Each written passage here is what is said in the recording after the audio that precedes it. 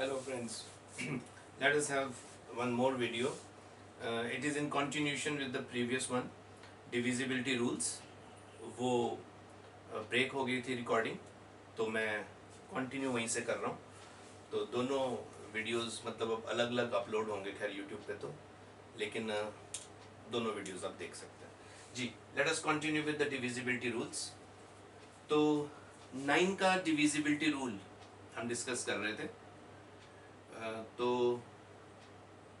Divisibility rule जो है वो 9 का वो क्या कहता है, वो कहता है कि अगर हमारे पास एक नंबर है n, तो n 9 से डिवाइड होगा या नहीं होगा ये कैसे पता चलेगा? डिजिट्स का sum. If the sum of the digits of an integer n are divisible by 9, then the number n itself is divisible by 9. तो ये हमारी स्टेटमेंट है. लेकिन जैसे कि मैंने पहले भी कहा, ये इस रूल का आधा सच है. तो पूरा सच ये है कि जो डिजिट्स के सम का रिमाइंडर होगा, मतलब n के जो डिजिट्स हैं उनके सम का जो रिमाइंडर होगा, वही रिमाइंडर n हमें देगा व्हेन डिवाइडेड बाय 9. तो इस तरीके की ये स्टेटमेंट है. तो 11 का डिविजिबिलिटी रूल मैं डिस्कस करता हूँ. Divisibility rule for 11. Divisibility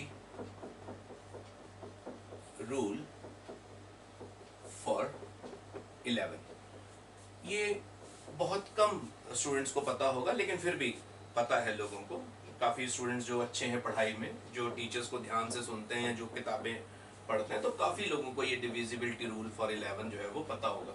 और ये रूल्स पता होने मतलब 9th क्लास के स्टूडेंट के लिए भी ज़रूरी हैं, 12th क्लास के लिए भी ज़रूरी है. कहीं फैक्टराइजेशन करनी पड़े, क्वाड्रेटिक इक्वेशन सॉल्व करनी पड़े, तो आपको चेक करना है कि ये नंबर 7 से डिवाइड होता है या नहीं होता, 11 से डिवाइड होता है या नहीं होता. तो by and large divisibility rules पता होने चाहिए. तो ये डिविजिबिलिटी रूल क्या कहता है, तो मैं वो स्टेटमेंट आपके सामने शेयर कर रहा हूं कि मान लीजिए मेरे पास एक नंबर है n, कितने भी डिजिटेड हो सकता है. Let us call it n डिजिटेड. तो ये नंबर है n और इसके नंबर ऑफ डिजिट्स कितने हैं? लेट अस से m. तो a1, a2, a3, a4, a5, a6, am-1 and am. So it is m digited number. तो ये नंबर 11 से डिवाइड होगा या नहीं होगा, तो उसके लिए जो तरीका है कि आप राइट साइड से शुरू करेंगे और ऑड प्लेसेस पर जो डिजिट्स आते हैं, ऑड प्लेसेस पर जो डिजिट्स आते हैं और जो इवन प्लेसेस पर डिजिट्स आते हैं, उनके सम्स का डिफरेंस लेंगे. क्या कहना चाह रहा हूं मैं, सुनिए. उनके सम्स का डिफरेंस. तो let us call it d. Okay, ये डिफरेंस है तो इसे d बुलाते हैं. तो d क्या है, यहां से आप स्टार्ट लेंगे. am last digit, third last, the digit which lies at the third place, 100th place, third place from the last, the digit which lies previous to this am-1, am-2, am-4, m-6, dotted dotted. So these are the digits which appear at odd places: first place, third place, fifth place, seventh place, and so on. I do not know whether the a1 is the even place or odd place, so I leave it dotted. Minus am-1, second place, the digits which are appearing at even places: am-1, am-3, m-5, and so on. So it is the difference of the sums of the digits appearing at odd places minus even places. Now if this difference is divisible by 11, if the difference is divisible by 11, then we can say the number n is also divisible by 11। तो demonstrations आप देख सकते हैं, कोई भी number 11 का जो multiple होगा, कोई भी नंबर आप लिख कर देख लीजिए डेमोन्स्ट्रेशन, और आपको ये पता चल जाएगा। इनफैक्ट मेरे पास एक छोटा सा एग्जांपल मुझे याद आ रहा है। अब डेमोन्स्ट्रेशन में इसकी नहीं दे रहा, आप आराम से करके देख लीजिएगा। कोई भी नंबर जो 11 का मल्टीपल हो, जैसे 1 to 1 है ना, 1 to 1, इसी पे टेस्ट लगा लीजिए। तो ऑड प्लेसेस का सम 1 + 1 -2, it is 0. 0 is a multiple of 11, so the difference is divisible. When the difference is divisible, the number itself is divisible. तो बड़ा छोटा सा टेस्ट है। अच्छा, अब देखिए, ये तो डिविजिबिलिटी टेस्ट ऑफ 11 हो गया। मुझे याद आ रहा है, मैंने एक RMO की जब मैं प्रिपरेशन करवाता हूँ तो उसमें मैं एक किताब पढ़ रहा था, तो उसमें एक छोटा सा क्वेश्चन था, आप देखिए ज़रा। तो क्वेश्चन कुछ इस तरीके से है कि एक 2 डिजिटेड नंबर को एक स्टूडेंट ने दूसरे किसी 2 डिजिटेड नंबर के साथ मल्टीप्लाई किया और उसने मल्टीप्लाई करके रिजल्ट दे दिया। तो 2 डिजिटेड नंबर्स को मल्टीप्लाई किया और उसने हमें रिजल्ट दिया। और वो मल्टीप्लिकेशन क्या थी वो मैं आपके सामने लिख रहा हूं। उसमें हमने एक छोटा सा चेंज किया, हमने डिजिट्स को लेटर्स से रिप्लेस कर दिया। The digits of the numbers are replaced by letters. Different digits are replaced by different letters and same digit has been replaced by same letter. तो ये देखिए मल्टीप्लिकेशन क्या आई, AB multiplied by CD, तो result आया EEFF। तो किसी student ने AB को CD से मल्टीप्लाई किया। AB कोई 2 डिजिटेड नंबर है, digits have been replaced by the letters, और CD से मल्टीप्लाई किया and the result is EEFF। तो ऐसा देखने के बाद मास्टर जी ने कह दिया कि ये प्रोडक्ट तो गलत है, आपने कुछ कैलकुलेशन मिस्टेक की है। तो ये प्रोडक्ट गलत है, आपने कैलकुलेशन मिस्टेक की है। whatever ABCD में भी, whatever E and F में भी, ये प्रोडक्ट गलत है। तो कोई आइडिया कि ये क्यों गलत है? तो उसका कारण ये है, मैं मतलब अब क्योंकि मैं ये डिविजिबिलिटी टेस्ट कर रहा था तो मुझे ये क्वेश्चन याद आ गया। तो क्यों, मतलब कैसे, मतलब मास्टर जी को कैसे पता चल गया कि ये कैलकुलेशन मिस्टेक हुई है? हमने डिजिट्स को तो लेटर्स से रिप्लेस कर दिया, तो ये रिजल्ट गलत कैसे है? तो ऐसा देखिए, जो प्रोडक्ट है ना, इस पे 11 का डिविजिबिलिटी रूल लगाइए। ऑड प्लेसेस का सम है F + E। The sum of the digits appearing at odd places is F + E minus the even F + E। It happens to be 0. So when the difference is 0, that means this number is a multiple of 11. ये number 11 का multiple है, लेकिन ये दोनों 11 के multiple नहीं है। आप खुद ही देख लीजिए ना, आप खुद ही देख लीजिए, A और B डिफरेंट है, तो B - A 11 तो हो नहीं सकता, और B - A 0 भी नहीं हो सकता। अरे B 9 से बड़ा नहीं ना हो सकता।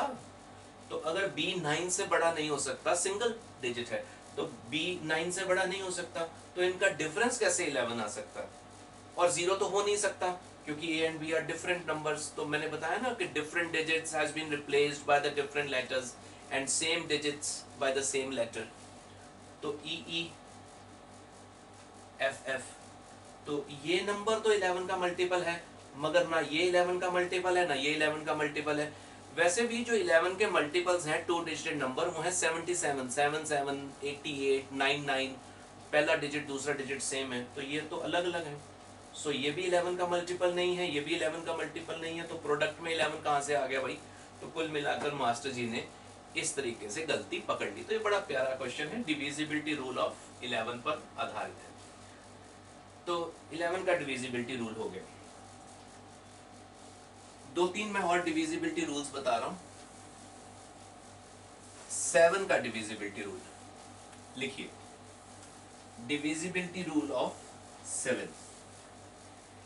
अच्छा, अब जैसे कि मैंने पहले भी बताया कि ये जितने भी रूल्स मैं बता रहा हूं ये सब प्रूफ्स हैं हमारे पास, और थ्योरी ऑफ कॉन्ग्रेंट मॉडुलो, तो ये सारे प्रूफ्स हमारे पास इस थ्योरी में अवेलेबल हैं। तो मैं जो अब स्टेट करने जा रहा हूं उसका भी हमारे पास प्रूफ है, लेकिन आप सिर्फ इसको फिलहाल नोट कर लीजिए। तो ये है डिविजिबिलिटी रूल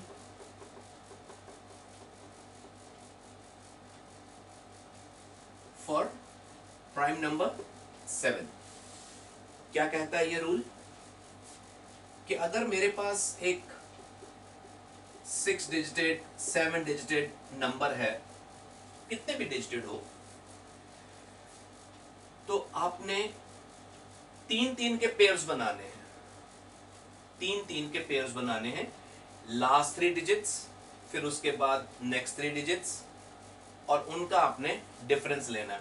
जैसे कि DEF it's a 3 डिजिटेड number, minus ABC 3 डिजिटेड number, और अगर इसके अलावा आगे और 2 डिजिट्स हो तो वो प्लस करने हैं। फिर तो मैं डेमोन्स्ट्रेशन दूंगा तो उसमें क्लियर कर दूंगा, लेकिन फिलहाल मैं रूल स्टेट कर रहा हूं। So you have to take a totality of, मतलब 3 डिजिट्स का ये नंबर उठाना है, फिर अगले 3 उठाने हैं और उनका डिफरेंस लेना है। If this difference is divisible bye n, if this difference is divisible by n, you can conclude that the number n is also divisible by 7. If this difference is divisible by 7, if this difference is divisible by 7, then divisibility rule states that n is also divisible by 7. तो ये rule है 7 का। और 13 का divisibility rule भी same है। 13 का divisibility rule भी सेम है।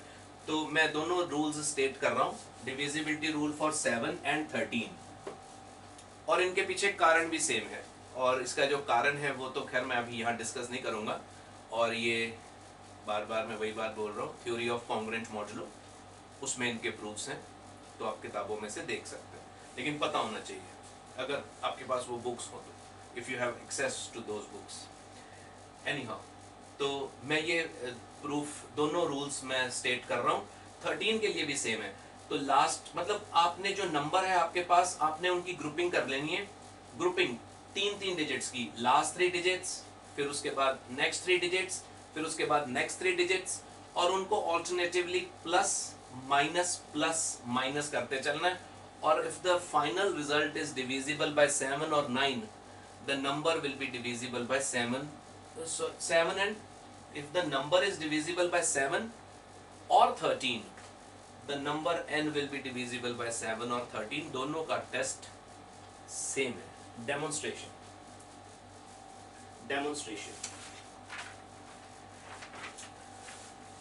ये आप देखिए जरा, ये नंबर है हमारे पास 384069।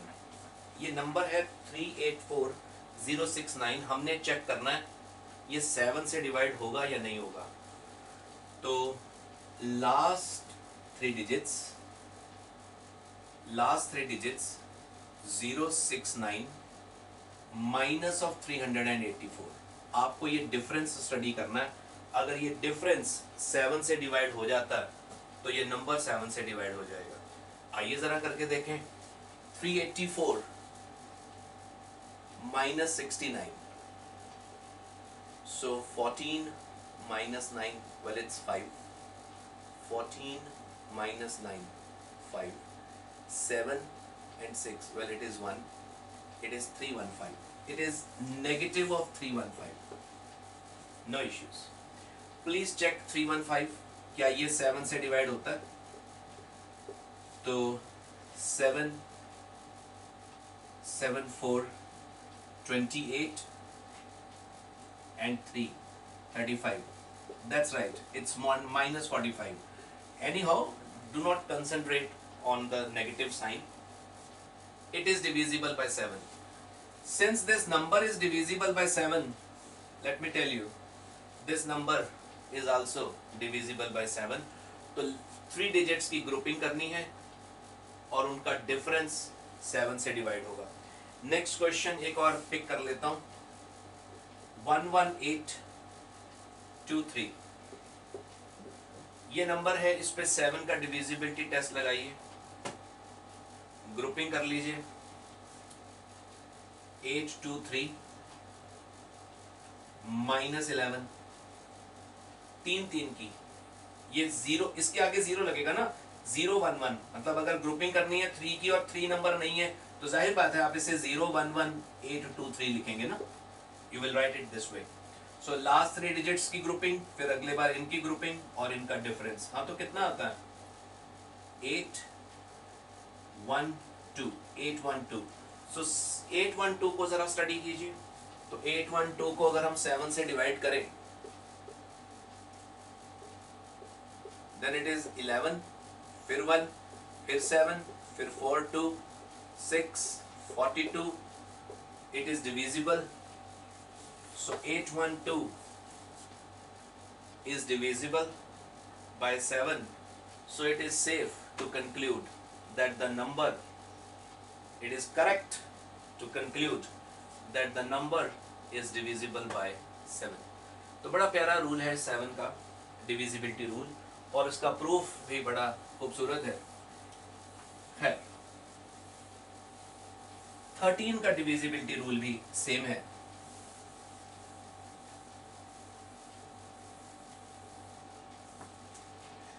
तो वो मैं आपको एक क्वेश्चन 13 के ऊपर भी करवा रहा हूं. तो ये नंबर है 463931. तो ये नंबर है 6 डिजिटेड, और हम ये जानना चाहते हैं कि ये नंबर 13 से डिवाइड होगा या 13 से डिवाइड नहीं होगा. If it is divisible bye 13 और नॉट. ग्रुपिंग करनी है 3 डिजिट्स की. So it is 931 minus 463. So just study this difference. इस difference को आप study करेंगे. If the difference is divisible, it will work. चलिए, 931 463. It's 11 minus 3. Well, it is 8. Well, then it is 2. Then it is 12. This is 8. It is 6 and 468. So the difference is 468. तो मैं ये जानना चाहता हूँ कि ये 13 से डिवाइड होता है या नहीं होता. तो इसे 13 से डिवाइड करें. 13 3s are 39, 78, and 13 into 6 is 78. 13 into 6, let me check. 18 and 1. That's right. 13 into 6 is 78. तो 36 quotient आया. So 468 is divisible by 13. This difference is divisible by 13. It is safe to conclude, it is correct to conclude that the number is divisible by 13. तो ये 13 का divisibility test है. और ये कोई ऐसा नहीं है कि हमें observation से मिला है. इसके पीछे बहुत प्यारा एक आइडिया है और एक थ्योरी है. थ्योरी भी है, आइडिया भी है. थ्योरी तो मैंने बताया ना कॉन्ग्रेंट मॉडलों की, और इसके पीछे एक आइडिया है. तो वो जब हमने यूज़ किया तो हमारे पास ये डिविजिबिलिटी रूल आया. क्विकली एक और एग्जांपल, आप अपने आप एग्जांपल्स चेक कर सकते हैं. मैं एक और एग्जांपल आपके साथ आपको करवा देता हूँ check. Just demonstration. At random कोई भी नंबर लीजिए, बड़ा सा नंबर, उसको 13 से मल्टीप्लाई कर लीजिए, है ना, और डिविजिबिलिटी रूल चेक कीजिए. जैसे ये मैं कर रहा हूँ 4539845. तो ये एक नंबर है और आपको पता लगाना है कि ये नंबर 13 से डिवाइड होने वाला है या नहीं होने वाला, कि क्या ये नंबर 13 से डिवाइड होगा या नहीं होगा. ठीक है, ग्रुपिंग कर लीजिए. तो इसको मैं डी बोल देता हूँ. तो इनकी ग्रुपिंग और इनकी ग्रुपिंग. तो 405. ये अगला 3 का ग्रुप, ये सब्ट्रैक्ट होगा, और अगला 3 का जो ग्रुप है, अब इसके आगे 3 नहीं है तो 0 लगा लीजिएगा ना, तो 0 4 5, तो ये ऐड होगा। तो पहले 3 का ग्रुप प्लस, फिर माइनस, फिर प्लस। हाँ तो ठीक है, करिए फिर। तो ये और ये 45 और 5 450 माइनस 398, तो 450 माइनस 398, तो मेरे ख्याल से 52। इसमें दिक्कत क्या है? 52 प्लस हो माइनस हो, that doesn't matter, concentrate on the value. 52 is divisible by 13, so the number is divisible by 13। करते रहिएगा, क्वोशिएंट आ जाएगा, मगर रिमाइंडर नहीं आएगा, दैट इज फॉर श्योर।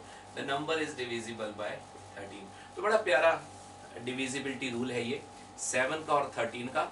बहुत कम स्टूडेंट्स को ये पता होगा, और प्रूफ तो खैर दूर की बात है। एक और मैं रूल आपके साथ यहां शेयर कर रहा हूं, 37 का। divisibility rule for another prime number 37, वो भी लिख लीजिए। divisibility rule for 37, तो ऑलमोस्ट सिमिलर सा प्रूफ है, ऑलमोस्ट, क्योंकि उसी पर आधारित है, थ्योरी पर ही, कॉन्ग्रुएंट मॉडल, और आइडिया भी ऑलमोस्ट वही है 37 के लिए। तो मैं रूल समझा रहा हूँ और फिर डेमोन्स्ट्रेशन देख लेंगे, और स्टूडेंट्स अपनी कन्वीनियंस के हिसाब से अपने दिमाग में इसको रखें, ताकि जहाँ पर भी ज़रूरत हो वो यूज़ कर सकें। तो हमारे पास नंबर है 6 डिजिटेड, 7 डिजिटेड, 8 डिजिटेड, what ever it may be, it is ABCDEF GHI and J, let it be like this, 10 डिजिटेड। तो ग्रुपिंग वैसे ही करनी है, 3 की, उसके बाद नेक्स्ट 3, और EFG आ गया, उसके बाद नेक्स्ट 3, और उसके बाद A। तो हम ये वैल्यू निकालेंगे, let us call it D। तो HIJ प्लस EFG प्लस एक minute, HIJ EFG, that's right, BCD plus 00A, या सिंपल A भी लिख सकते हो। तो इसमें माइनस कुछ नहीं करना, सब ऐड ही करने हैं। तो 3 की ग्रुपिंग है, last 3, next 3, then next 3 and then next 3, और उनको ऐड करना है। And the statement goes this way, if D is divisible by 37, if the sum will be divisible by 37, the number will be divisible by 37. What a beautiful result, what a beautiful result this is, and I know the proof as well। demonstration करके देखते हैं। demonstration, तो मैं demonstration कर रहा हूँ, आप calculator पे देख लीजिएगा। तो हमारे पास जो क्वेश्चन है